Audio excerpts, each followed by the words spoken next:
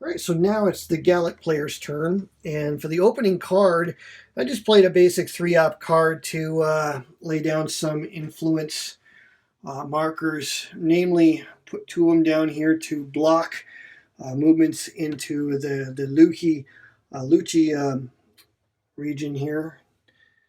And then I put the other one down here. That's the one that Caesar removed on his last go there in the Parisi province. And so what I want to do this time now Caesar's laid siege to the Parisi tribe at their fortified town there. I think maybe a good card to use is I drew 2 mercenary from Britannia and Hispania cards.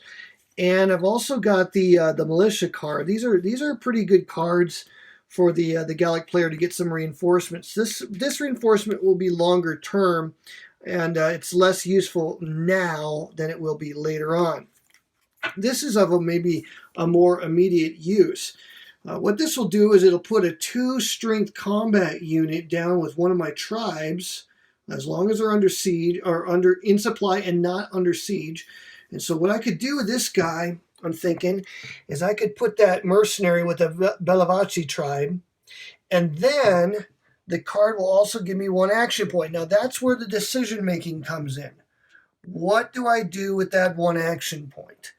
So one option would be to seize control of the Parisi region. Again, province. I keep calling them regions. Province. These are regions. These are provinces, and these are towns. All right. So I could gain control of this province with that action point, and then hope that Caesar will use his 3 movement points to try to go ahead and siege the Parisi. But he's got to leg it with him. And he can also detach. Each of the legions is a leader in and of itself. It's got an intrinsic leader that he could detach to kind of move and remove that. So I'm kind of not too sanguine about using the action point to gain control of that province again. I think maybe a better use of it might be to risk a battle. So here's what I've got in mind. I will take the mercenaries, put it with the Bellovaci, and we'll put the Bellovaci on top. Now the Bellovaci is a combat unit, and but it's got an intrinsic leader, and it can also take 1 other unit with him. So even though there's not a Gallic leader in play until turn 4, you can always use 2 tribes in conjunction, and the mercenaries basically are like a quasi-tribe.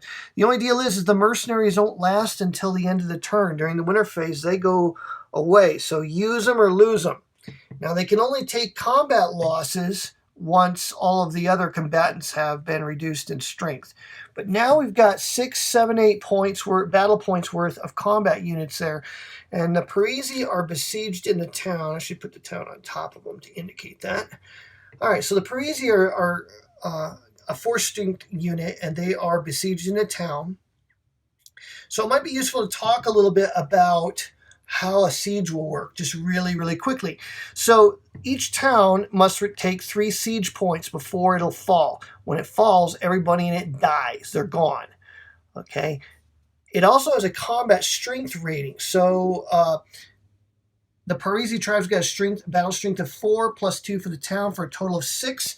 So when you go to siege them, you take the strength of your combat units sieging them, and Caesar's got 2, 4, 6, 8, 10, 12 points versus 6 points worth of units there. What that means is he's going to roll on the table. Let me get the chart out here.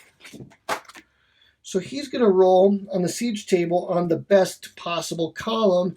And if he rolls a 9 or better, he's going to take the town.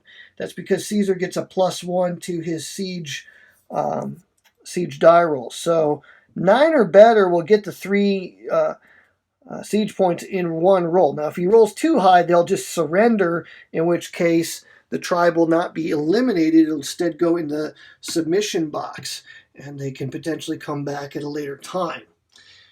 I think a really good use maybe of that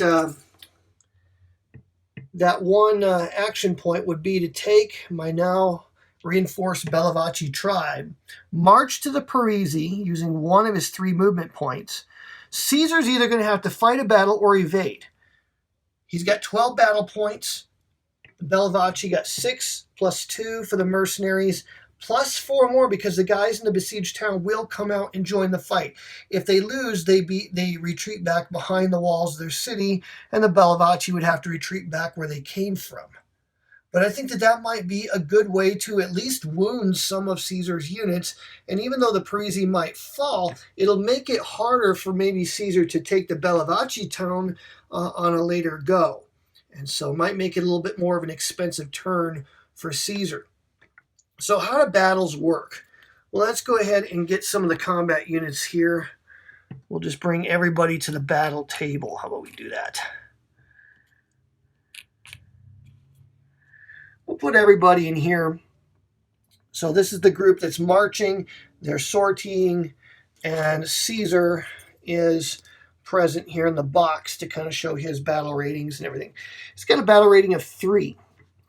And he's also got an elite unit, the 10th Legion. What that means is he's got 3 potential rerolls to his combat dice. And this will give you also a potential reroll as well, with one caveat. When you reroll with him, if the reroll happens to be a 6 or 1, he takes a step loss at the end of the battle. The Bellovaci, they only get 1 reroll. They got a combat rating or battle rating of 1 for their intrinsic leader, and that's it. So they only get 1 reroll with this. All right, so what we're going to do is we're going to roll dice on a table.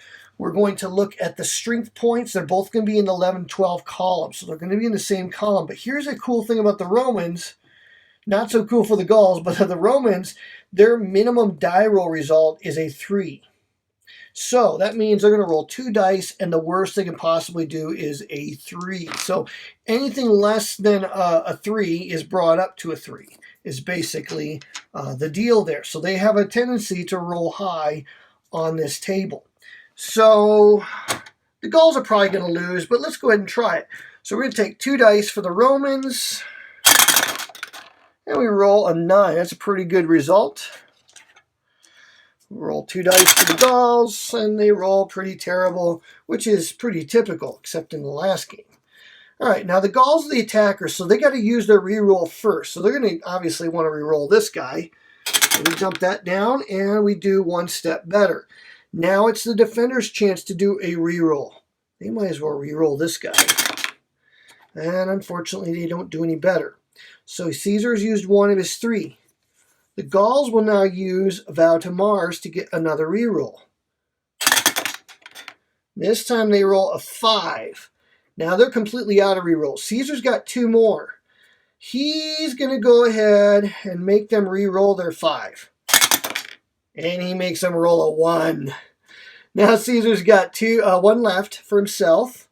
Gauls are out. He rolls that one. Now, Caesar's used all 3 of his. He's going to use the 10th Legion and try this one again. And failed, but thankfully he did not roll a 1 or a 6, or he would have been flipped over. So these are the final results. Now we look at the 12 column. The Gauls rolled a 4. Wow, 1 whopping hit. That's pretty terrible. So, since the Parisi are going to die, we'll flip that guy. So we'll flip the Parisi over to their half-strength side there. Oh, sorry. Backwards. The Romans got to take a hit. We'll just take it off the 12th. Seems to be a hard luck division. Okay, now, sorry about that. The Romans rolled a total of 8. Bring that up to a 9 because 2 is too low. The worst they can do is a 3, so that becomes a 9 total. All right, that makes 3 hits. That means everybody takes a step loss. And because the mercs are only 1-step units, they go back into the holding box on the side of the map. And that is it for them. The Parisi are going to retreat behind the walls of their city.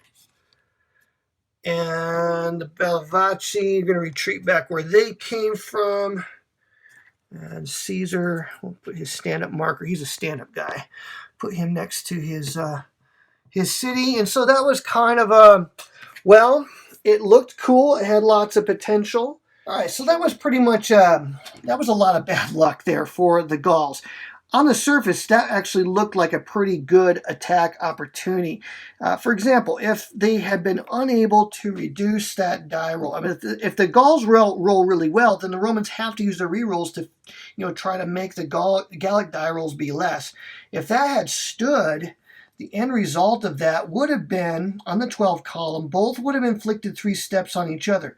The 2 asterisks here means that the Romans would have won the battle. They inflicted a greater level of defeat on the Gauls. So the Gauls would have retreated, each having taken a step loss, as we saw here. But Caesar would have taken 3 hits to his legions, and you can only replenish 2 on any given turn without drawing from emergency reserves. Emergency replacements mean you got to pull 3 influence markers out of either Provencia, Volci, or the Allobroges, and for each 3 that you pull out of there, then you can replenish 1 step. That's expensive to do. So I think that was a good play on the Gallic side to try to make that effort. The dice just didn't pan out for him. But that gives you another good sense of how the gameplay works here in Rome versus Gaul. It's, again, very, very similar to Hannibal in some ways, but with some fresh new ideas and concepts.